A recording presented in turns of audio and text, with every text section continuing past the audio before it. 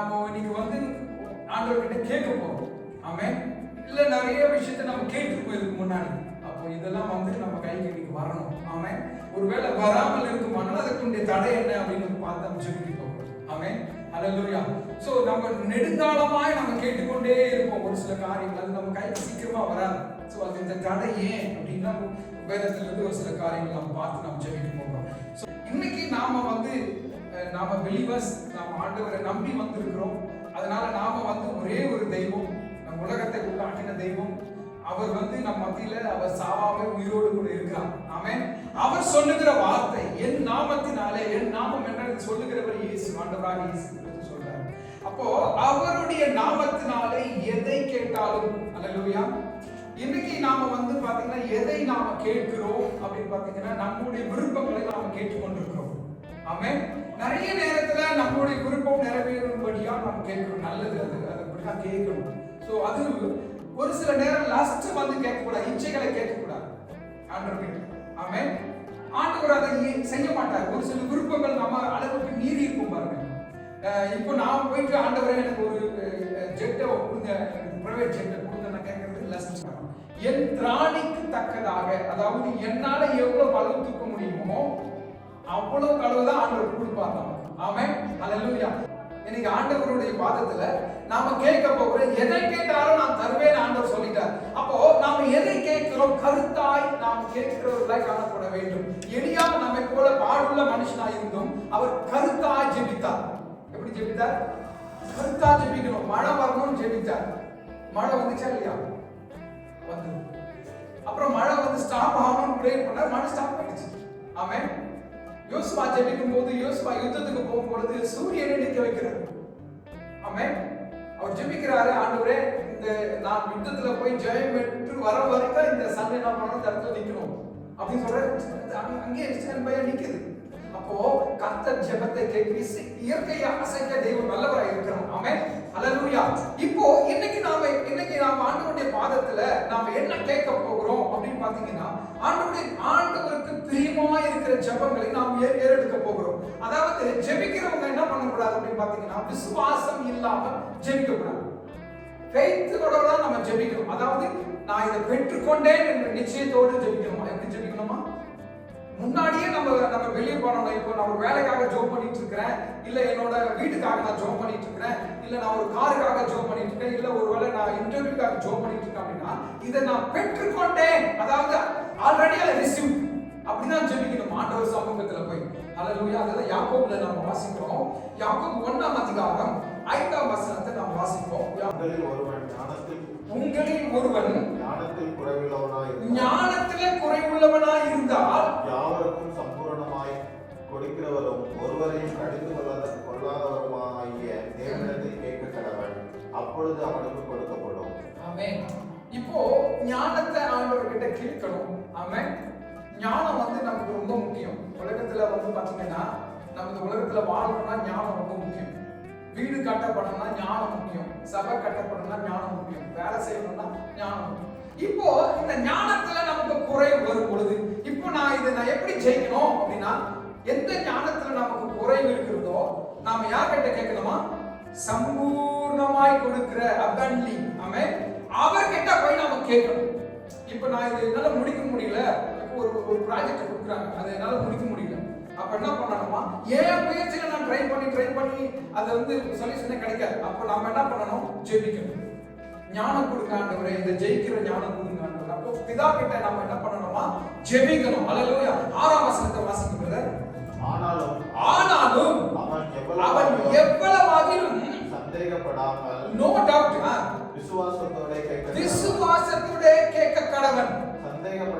சந்தேகப்படுகிறவன் காற்றினால் அடிபட்டு அலைகிற கடலின் அலைக்கு ஒப்பாய் இருக்கிறான். இந்த வேவ்ஸ் வந்து பாத்தீங்கன்னா, இந்த வேவ்ஸ் வந்து ஸ்டாண்ட் பையா நிக்க, இப்படி போவோம் அப்படி போவோம், வந்து இந்த மாதிரி தான் நம்ம இன்னைக்கு வந்து ரெண்டு மனமா இருக்க கூடாது. ஜெபம் பண்ணும் போதெல்லாம் இதை நான் பெற்றுக்கொண்டேன், அதாவது எப்படி விசுவாசிக்கணுமா? எவ்வளவு வேணும் சந்தேகப்படாம. எங்க வாழ்க்கையில எதுக்கு எடுத்தாலும் நமக்கு சந்தேகம். இது கிடைக்குமா? இது எனக்கு நடக்குமா? இது எதுக்கு என்னால முடியுமா?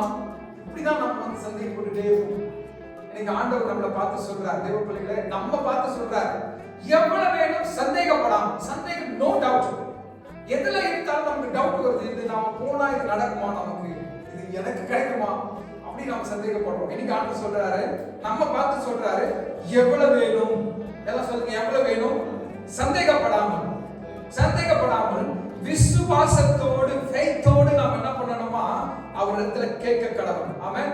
அப்போ சந்தேகப்படுகிறவங்க எப்படி இருக்கிறான் பாத்தீங்கன்னா, இந்த வேவ்ஸ் எப்படி போயிட்டு அந்த அலை வந்து கடல் அலை எப்படி வந்து நிரந்தரமா இல்லாம போய் வந்துட்டு இருக்கோ, இந்த மாதிரியான ஒரு லைஃப்ல தான் நம்ம இருந்துட்டு இருக்கோம். இன்னைக்கு ஆண்டவர் சொல்றாரு, எதை எடுத்தாலும் நம்மள 100% உறுதியா அவரை நம்பணும். யார் மேல வந்து உலகத்துல ஒரு கதை சொல்றேன். ஒரு ஒரு அப்பா வந்து முதல்ல கிணத்துக்குள்ள இறங்கிட்டாங்க. அப்பா கிணத்துக்குள்ள இறங்கிட்டு அவர் சொன்னாரு, அந்த சின்ன பையனை பார்த்து, நீ குதிப்பா அப்படின்னு சொன்னார். அப்ப அந்த பையன் நீச்சல் தெரியாது, சின்ன பையன், ஆனா அவன் தைரியமா குதிச்சுட்டான். மேல வரும்போது எல்லாரும் கேட்டாங்க, எப்படி நீ தைரியமா குதிச்சு, உனக்கு பயம் இல்லையா? ஏன்னா என் அப்பா உள்ள இருக்காங்க. ஆமென். அப்போ அந்த சின்ன பையனுக்குள்ள ஃபெய்த் வந்து, அவனோட ஃபெய்த் எல்லாம் வந்து பாத்தீங்கன்னா, என் அப்பா என்ன பண்ண மாட்டாரு, என்ன சாப்பிட விட மாட்டாரு, என்ன காப்பாத்திடுவாரு. அந்த நம்பிக்கையில அப்பாவை நம்பி பையன் குதிக்கிறான். ஆமென். இப்போ தேவ பிள்ளைகளை, நம்ம அப்பா உலகத்தை படைத்தார், நம்ம படைத்த நம்ம தேவாதி தேவன் நம்மள ஒரு நாளும் கைவிடவே மாட்டார், ஒரு நாளும் வெறுமையை விட மாட்டார். இன்றைக்கு கண்ட எகிப்தியனை இனி காண்பதில்லை. நம்மளோட வாழ்க்கையில நிறைய தோல்விகள் வரும், அந்த தோல்வி எல்லாம் ஜெயமாய் மாறும். அல்லேலூயா. தோல்வி வரும் பொழுதெல்லாம் நம்ம ஒரு படி வந்து என்ன பண்றோம், அது எப்படி நடந்ததுன்னு சொல்லி ஆராய்ந்து அதை அப்படி விட்டுறக்கூடாது. தோல்வியை வந்து நம்ம அப்படி விட்டுறக்கூடாது. இது எதனால தோல்வி வந்துச்சு, ஏன் நான் தோல்வியை நான் சந்திச்சேன் அப்படின்னு நம்ம ஆராய்ந்து அதிலிருந்து வெளியே வர கற்றுக்கொள்ள வேண்டும். அல்லேலூயா. தோல்வியின் ஆழத்துல மூழ்கி போகிறவர்களாக இருக்கக்கூடாது, அதிலிருந்து வெளிவருகிறவர்களாக காணப்பட வேண்டும். இங்க சொல்லப்பட்டிருக்கிறது, எவ்வளவு வேணும் சந்தேகப்படாமல் நாம் கர்த்தரிடத்துல விசுவாசத்தோடு நாம் கேட்க கடவோம். அந்தபடி 7ஆம் வசனத்தை வாசிப்போம். அப்படிப்பட்ட மனுஷன் தான் கர்த்தரிடத்தில் எதையாயிலும் பெறலாம் என்று நிலையாதிருப்பானாக. அல்லேலூயா. அப்படிப்பட்ட மனுஷன், எப்படிப்பட்ட மனுஷன், டவுட்டா இருக்கிற மனுஷன். அதாவது ரெண்டு மனுஷனோட கூட இன்னைக்கு நாம இத போனா நடக்குமா நடக்காதா, இது கிடைக்குமா கிடைக்காதா, எல்லாத்துக்கும் டபுளா யோசிச்சுட்டே இருக்கும் பாருங்க. இது செய்யலாமா செய்யக்கூடாதா. நம்மளோட வாழ்க்கையில எல்லாத்துக்குமே ரெண்டு காரியம் வந்து பாசிட்டிவ் நெகட்டிவ் கூடவே இருந்துட்டே இருக்கும். ஆனா ஆண்டவர் சொல்றாரு, நீங்க பாசிட்டிவா நீங்க திங்க் பண்ணுங்க. ஆமென். அல்லேலூயா. பாசிட்டிவா நீங்க யோசிங்க, பாசிட்டிவான காரியங்களை எடுங்க உங்க வாழ்க்கையில. ஆண்டவர் என் கூட இருக்கும்போது பாசிட்டிவ் தான், நான் நெகட்டிவ். ஆமென். எல்லாம் சொல்லுங்க, நான் நெகட்டிவ், ஆண்டவர் பாசிட்டிவ். ஆமென். அவர் என் கூட இருந்தாருன்னா, நெகட்டிவ் பாசிட்டிவ் இருந்தா என்ன ஆகும், பிரகாசமான வெளிச்சம் கிடைக்கணும். ஆமென். சோ வாழ்க்கையில இந்த வெளிச்சம் நம்மளோட வாழ்க்கையில வந்து இந்த எலக்ட்ரிசிட்டி கூட வந்து பாத்தீங்கன்னா பிளஸ் அண்ட் மைனஸ் இல்லாம ஒர்க் ஆகும். ஆமென். எல்லா இடத்திலும் தேவனாகிய கர்த்தர் நம் கூடவே இருக்கிறார். என்ன தாழ்மையில் நினைத்த அவரை நான் ஒவ்வொரு நாளும் அவர் மேல சந்தேகப்படாமல் அவரை நாம் விசுவாசிக்க வேண்டும். அந்த அடுத்த 8ஆம் வசனத்தை வாசிப்போம். இரு மனம் உள்ளவன் தன் வழிகளிலெல்லாம் நிலையற்றவனாய் இருக்கிறான். இரு மனம் உள்ளவன் தன் வழியெல்லாம் எப்படி இருக்கிறானா, நிலையற்றவனாய் இருக்கிறான். கர்த்தர் தேவனா கர்த்தரோடுவா, பாகால் தேவனா பாகாலோடு போயிடும். சோ எல்லாத்துக்குமே வந்து இதையும் அதையும் போட்டு குழப்பிட்டு நம்ம மாதிரி இதுக்கு ஏன் ஆண்டவர் எனக்கு கிடைக்க மாட்டேங்குது, ஏன் எனக்கு கிடைக்க மாட்டேங்குது அப்படின்னா, ஆண்டவர் சொல்றாரு, சாமர்த்தியமான காரியங்களை நான் எடுத்துக்கொள்றேன். ஆண்டவர் சொல்றாரு, நீ கர்த்தர் தேவனா கர்த்தரோடு ரெண்டு மனுஷனோட கூட குந்தி போயிட்டே இருக்கிறான். இப்ப அந்த மனுஷன் வந்து டெஸ்டினியை போய் அடையவே முடியாது. ஆமென். வாழ்க்கையில நம்மளோட இன்னைக்கு ஆண்டவர் சொல்ற காரியம் என்னன்னு பாத்தீங்கன்னா, உறுதியாய் அவரை பற்றி கொள்ளணும். நான் இந்து பேக்ரவுண்ட்ல இருந்து வெளியே வந்தேன். என்னை வந்து நிறைய பேர் மாத்த டைரக்ட் பண்ணாங்க, என் குடும்பத்தாரும் பிளேஸ் பண்ணாங்க. நான் சொன்னேன், ஆண்டவரை நான் பற்றி கொண்டேன், அவரை மாற்று தெய்வமாய் முன் வைத்திருக்கிறேன், அவருக்கு பின்னாடி நான் ஓடுவேன். எந்த சூழ்நிலையானாலும் அப்படி உறுதியா இருக்கும் போது ஆண்டவர் அவருடைய பாதைகளில் நடக்கும் போது அவருடைய காரியங்களை செய்யும் பொழுது ஆண்டவர் நேர்த்தியா நடத்துகிறார். உங்களுக்கும் ஆண்டவர் இன்னைக்கு சொல்ற காரியம், சோ மனிதர்களுக்காக எதையும் விட்டு கொடுக்காதீங்க. தேவன் உங்களோடு கூட இருக்கிறார். மனிதர்கள் வந்து நெகோசியேட் பண்ண சொன்னா நெகோசியேட் பண்ணாதீங்க மனுஷங்களுக்காக. ஆனா அவங்கள முகம் போடக்கூடாது. ஆமென். ஆனா நம்ம என்ன பண்ணக்கூடாது, அதுக்காக தேவனை நம்ம விட்டு கொடுக்க முடியாது. ஆமென். நம்ம ஆண்டவர் நம்ம இரு மனமோடு கூட ரெண்டு மனசோடு கூட எந்த காரியத்தை செய்யாதீங்க. ரெண்டு மனசு இருந்துச்சுன்னா உங்க வாழ்க்கையில சக்சஸ் இருக்காது. ஆமென். ஆத்துல ஒரு கால் சேத்துல ஒரு கால் இருக்கவே கூடாது. ஆமென். கணத்தை தாண்டவன் முழுசா தாண்டணும். ஆமென். அவன் பாதியா தாண்டினாலும் உள்ள விழுந்துருவான், மூழ்கி போற அனுபவம் தான் காணப்படும். தேவப்பிள்ளைகளை எதை தாண்டினாலும் முழுசா செய்யுங்க, முழுசா செய்யுங்க. ஆண்டவர் மேல பாரத்தை வச்சு முழுசா செய்யுங்க. எதை செஞ்சாலும் அவன் இன்னைக்கு ஆண்டவர் அதுதான் நம்ம கற்றுக் கொடுக்க விரும்புகிறார். எதை செய்தாலும் ரெண்டு மனசோடு கூட எதையும் செய்யாதீங்க. ஆண்டவர் இது நடக்குமா நடக்காத, அப்ளை பண்ணலாமா வேணாமா, எனக்கு கிடைக்குமா அப்படின்னு யோசிப்பாரு.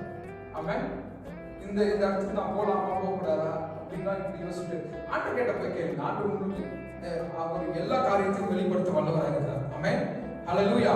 கர்த்தர் நல்லவர். சோ இப்போ நம்மளோட வாழ்க்கையில இந்த ஜெபங்கள் எப்பவுமே எப்படி இருக்கணுமா, ஒரே மனதால் பெற்றுக்கொண்டோம் என்ற அந்த விசுவாசத்தோடு கூட நாம் ஜெபிக்கிறவர்களா காணப்பட வேண்டும்.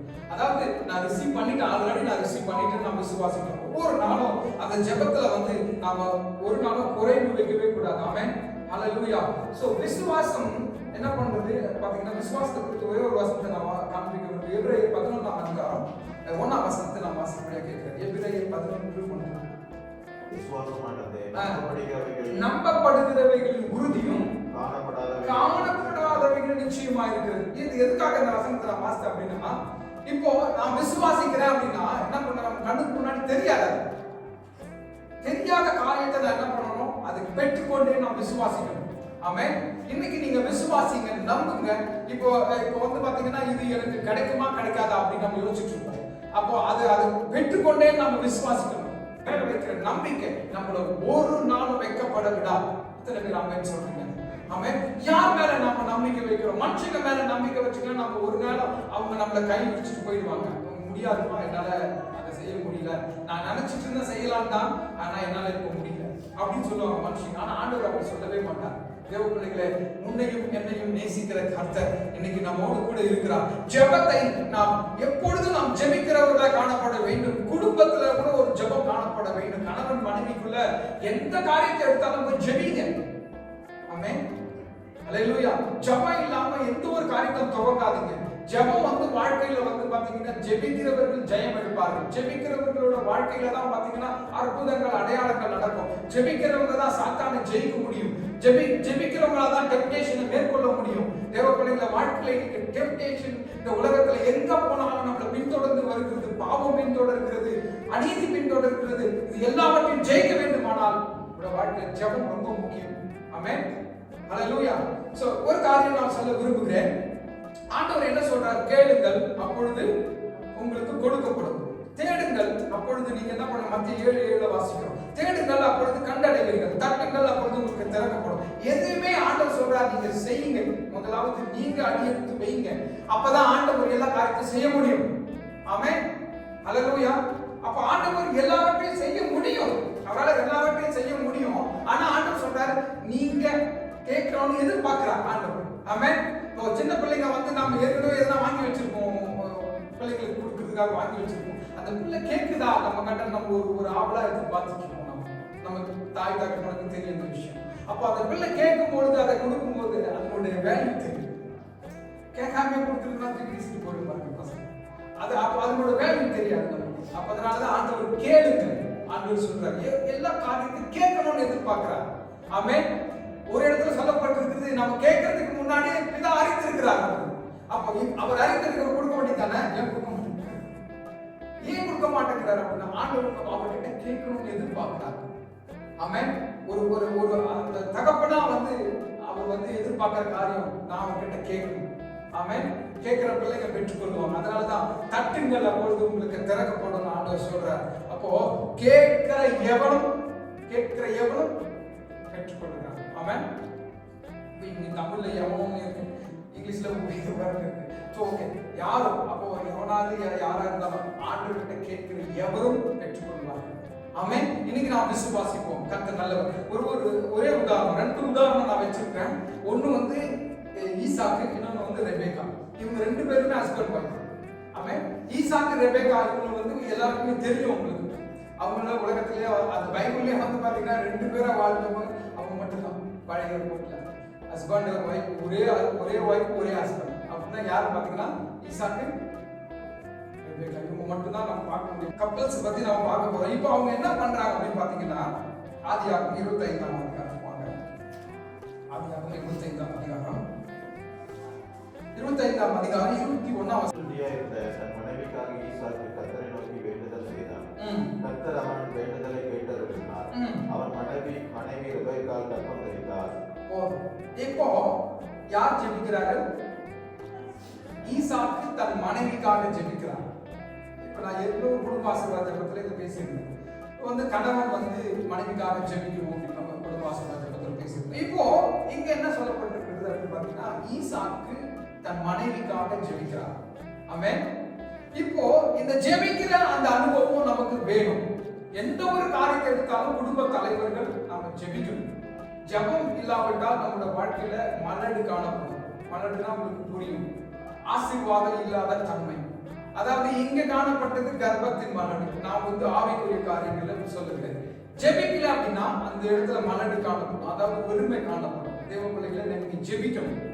ஜெபிக்கிறவர்கள் இந்த இடத்துல அவர் கர்ப்பம் தரித்தால் என்றால் அது blessings, ஆசீர்வாதத்துக்குள்ள போறாங்க. தேவ பிள்ளைகளை என்னைக்கு நீங்க ஜெபிக்காம இருக்கிறீங்களோ அன்னைக்கு நம்மள ஆசீர்வாதம் பெற முடியாது. ஜெபித்தீங்கன்னா நீங்க நிச்சயமா என்ன பண்ண முடியும்? ஆசீர்வாதம். மக்கள் மத்தியில எந்த மக்கள் எதிர்பார்த்துட்டே இருப்பாங்க, நம்மள என்னைக்கு பிளஸ் பண்ணலாம், எப்படி அவங்களை அபியூஸ் பண்ணலாம் அப்படின்னு காத்துட்டே இருப்பாங்க. அவங்க மத்தியில ஜெபிக்கிறவர்களாக நாம் காணப்பட வேண்டும். ஆமென். ஹல்லேலூயா. ரெபெக்காள் கர்ப்பம் தரித்தாள். அப்போ அவர் என்ன பண்றாரு? ஜெபிக்கிறார். ஈசாக்கு ஜெபிக்கிறார், வேண்டுதல் செய்ய. அந்த வேண்டுதலை கர்த்தர் என்ன பண்ணாரு? கேட்டருளினார். அப்போ he listen prayer. ஆண்டவர் எப்பவுமே ஜெபத்தை கேட்கிறவர். ஆமென். ஹல்லேலூயா. ஈசாக்கு ஜெபிச்சா மட்டும் தான் கேட்பாரா அப்படின்னு நம்ம நினைக்கலாம். இல்லங்க, நீங்க நம்ம ஜெபிச்சாலும் ஒரு பாவியான ஒரு மனுஷன், ரட்சிக்கப்படாத ஒரு மனுஷன் ஜெபிச்சாலும் அந்த ஜெபத்தை கேட்பார். ஆமென். ஏன்னா அவரோட பிள்ளைங்க, நாம எல்லாரும் அவரோட பிள்ளைங்க. நம்ம ஒன்னா டிவிஷன் பண்ணி இருக்கலாம், நம்ம இந்த காலம் அந்த காலம் சொல்லி. ஆனா அவர் எல்லாரையும் ஒரே கண்ணோக்கத்தோடு தான் பார்க்கிறார். அதனாலதான் ஈசாக்கு ஜெபிக்கிறார். ஆமென். வேதாகமத்துல நிறைய பேர் ஜெபிக்கிறாங்க. நான் எதுக்கு இது சொல்ல வந்தேன் அப்படின்னு பாத்தீங்கன்னா, இந்த ஒரு ஹஸ்பண்ட் ஒய்ஃப்குள்ள இருக்கிற அந்த ஒற்றுமையை நம்ம இங்க பார்க்க முடியும். ஆமென்.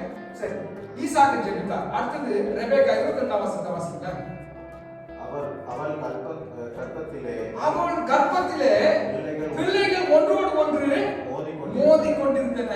அப்பொழுது அவள் இப்படியானால் எனக்கு எப்படியோ என்று சொல்லி கர்த்தரிடத்தில் விசாரிக்க போனாள். பிரச்சனைகள், நம்மளோட வாழ்க்கையில பிரச்சனைகள் வரும்போது யார் கிட்ட விசாரணைக்கு போறோம்? எங்க கவுன்சிலிங் போறோம்? சிலர் கவுன்சிலிங் கொடுத்து சாப்பிடுச்சுவாங்க பாத்தீங்க. சிலருடைய கவுன்சிலிங் மரணத்துக்கு நேராக போயிடும். தேவையில்லாத ஒரு ஆலோசனை. நான் கூகுள் கிட்ட ஆலோசனை கேட்டா கூகுள் ஜெனரலா கொடுக்குது, அவ்வளவுதான். அதுதான் நான் நம்பினேன். தேவ பிள்ளைகள் நிறைய நேரம் கூகுளை நம்புறோம், ஆண்டவர் நம்ப மாட்டேங்கிறோம். அவன் சில நேரம் பாத்தீங்கன்னா டாக்டரை நம்புறோம், நம்ம ஆண்டவரை நம்ப மாட்டேங்கிறோம். தேவ பிள்ளைகள் நீங்க ஆண்டவர் சொல்றாரு, கூகுளை காட்டிலும் வழி காட்டுறதுல ஆண்டவர் மேலானவரா இருக்கிறார். ஆமென். சில நேரம் அந்த வழி கூட தப்பா காமிக்கும். உங்களோட ரிப்போர்ட் கூட மாறிடும். தேவ பிள்ளைகளை கர்த்தரோட ரிப்போர்ட் ஒரு நாளும் மாறாது. ஆமென். ஹல்லேலூயா. சோ இவ பிரெக்னன்ட் ஆயிட்டா, 2 பிள்ளைங்க வயித்துல மோதுறாங்க. இவ ஸ்கேன் ரிப்போர்ட் எங்க போறா? கர்த்தர் கிட்ட போறா. ஆமென். கர்த்தர் அன்னைக்கே அவர்தான் பெரிய ஸ்கேன் ரிப்போர்ட் வச்சிருக்காரு. அவர் சொல்றாரு உடனே ஸ்கேன் பண்ணி, ரெபெக்கா உன் வயித்துல 2 பிள்ளைங்க இருக்காங்க. ஆமென். இன்னைக்கு நம்ம 3ஆம் மாசம் போறோம், 4ஆம் மாசம் போறோம், 5ஆம் மாசம் போறோம், எல்லா மாசம் போய் ஸ்கேன் பண்ணி போறது நல்லா இருக்குதா. அப்போ ரெபெக்கா எங்க போனா? கர்த்தரிடத்துல விசாரிக்க போனா. ஆமென். நம்மளோட பிரச்சனைகள் எதுவா இருந்தாலும் வயித்துல 2 பிள்ளைங்க மோதிக்கிறாங்க, பிரச்சனை எங்க போகணும்? ஆண்டவர் கிட்ட போகணும். என் பிள்ளைங்க சண்டை போட்டுக்கிறாங்க, எங்க போகணும்? கர்த்தர் கிட்ட போகணும். என் பிள்ளைங்க ஒழுங்கா வளர மாட்டேங்கிறாங்க, அவங்க பிரச்சனையிலே இருக்கிறாங்க, எங்க போகணும்? நான் போக வேண்டிய இடம் கர்த்தருடைய பாதம். ஹல்லேலூயா. அவ போன இடம் பாத்தீங்கன்னா கர்த்தரிடத்துல விசாரிக்க போறா. மனுஷன் கிட்ட போனா அவங்க ஒண்ணு ஒன்பது ஆக்கி எல்லாம் இந்த கண்டதை சொல்லி நம்மளை பயமுறுத்தி விட்டுருவாங்க. மனுஷன் ஆல்வேஸ் என்ன பண்ணுவாங்க? அவங்களுக்கு தெரிஞ்சதை அவங்க சொல்லுவாங்க. அவங்களோட காரியங்கள் இப்படியா இருக்கும். சோ இன்னைக்கு ஆண்டவர் நம்ம பார்த்து சொல்லுகிறார், நீங்கள் எந்த ஒரு விஷயம், ரெபெக்கா ஆண்டவர் கிட்ட போறா. ஆண்டவர் என்ன பதில் சொல்றார்? 23ஆம் வசனத்தை வாசிங்க. அதற்கு கர்த்தர் இரண்டு ஜாதிகள் உன் கர்ப்பத்திலே உண்டாயிருக்கிறது, இரண்டு வித ஜனங்கள் உன் வயிற்றிலிருந்து பிரியும்,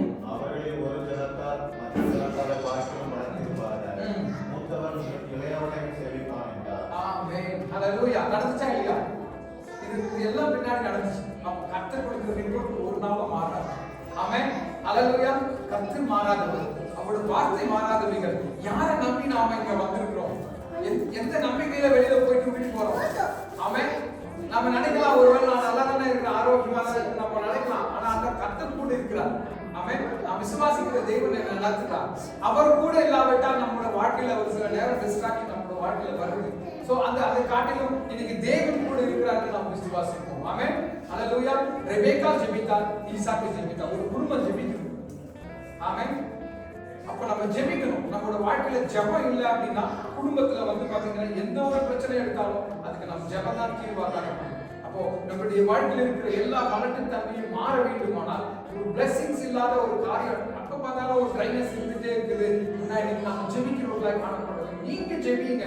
பாஸ்டர் ஜெபிக்கணும், அதுக்காக பாஸ்டர் ஜெபிக்க கூடாது, பாஸ்டர் ஜெபிப்பார். ஆனா நாம என்ன பண்ணணும்? நம்மளும் ஜெபிக்கணும்.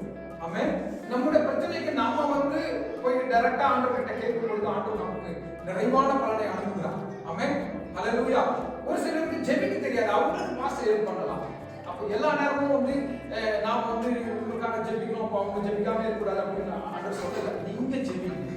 இன்னைக்கு ஆண்டவர் நமக்கு சொல்லுறதுக்கான காரியம் என் நாமத்தினாலே எதை கேட்டாலும் அவங்க இவங்க போய் கேட்கறாங்க, வயிற்றுல பிரச்சனையா இருந்தாலும் கேட்கறாங்க, கர்ப்பம் தரிக்கிறதாலும் போய் ஆண்டவர்கிட்ட தான் ஜெபம் பண்றாங்க. இவங்களோட வாழ்க்கையில பிளஸிங்ஸ் வரணும்னாலும் எந்த ஒரு நன்மை நடக்கணும்னாலும் ஆண்டவர் கிட்ட தான் போறாங்க. ஆமென். இன்னைக்கு நாம ஆண்டவர் நமக்கு கற்றுக் கொடுக்கிற காரியம், இன்னைக்கு நாம கற்றுக்கொண்ட காரியம் என்ன அப்படின்னு பாத்தீங்கன்னா, நாம ஆண்டவருடைய பிரசன்னத்துக்கு தான் நம்ம போகணும். நாம் போக வேண்டிய இடம் தெய்வ பிரசன்னம். வாழ்க்கையில எந்த ஒரு காரியத்தை நீங்க தேடிக்கொண்டிருந்தாலும் இந்த வாரத்துல நிச்சயமா உங்களுக்கு கிடைக்கும் நான் விசுவாசிக்கிறேன். ஏன்னா நீங்க ஜெபிக்க போறீங்க, நீங்க இருந்து ஜெபிக்க போறீங்க. அவன் எல்லா சூழ்நிலையிலும் நீங்க ஜெபிங்க, முழங்கால போட்டு ஜெபிங்க, உங்களோட அறைக்கு போங்க, அறை கதவை கூட்டுங்க. அதுதான் அப்பா சொல்றாரு. நீங்க ஜெபம் பண்ணுங்க. எந்த ஒரு காரியத்தை கேட்டாலும் இப்போ நீங்க நான் இது எனக்கு கிடைக்கல அப்படின்னா நான் ஆண்டவர்கிட்ட தான் போகணும். அவன் அப்ப நீங்க போங்க, அந்த காரியத்துல நீங்க செய்யுங்க. ஆண்டவர் உங்களுக்கு எல்லா காரியத்தையும் வாய்ப்பு பண்ணுவோம். ஆமென். நல்லவர்.